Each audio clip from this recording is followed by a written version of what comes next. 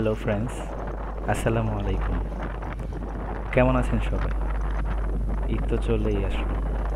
আশা করি সবাই ভালোই আছেন। শপিং করছেন, বাড়িতে যাওয়ার প্রস্তুতি নিচ্ছেন। কেউ কেউ হয়তো চলেও গেছেন বাড়িতে। কে কোথায় ঈদ করবেন জানাবেন কমেন্টে। আমিও বাড়িতে যাব, তবে ঈদের আগের দিন। আসলে ঈদের আনন্দটা উপভোগ করতে হলে পরিবারের কাছেই যেতে হবে।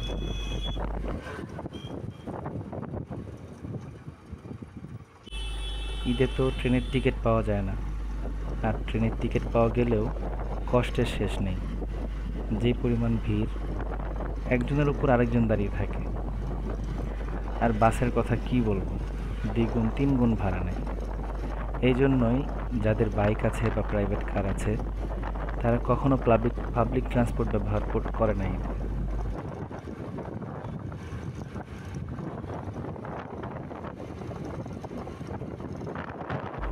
যাই হোক, আজকে এসেছিলাম সিংগাইরে, হেমায়তপুরের কাছে। এখানে রাস্তাটা খুব ভালো লাগলো। ভাবলাম আপনাদেরকেও দেখাই রাস্তাটা। একদম নিরিবিলি, সবুজে ঘেরা, পাশে একটা নদীও আছে।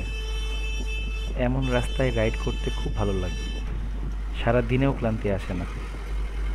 ঢাকার রাস্তায় বাইক রাইড করা তো যুদ্ধে নামার মতো, তাই মাঝে মাঝে এমন পরিবেশে ঘুরে আসা খুব দরকার।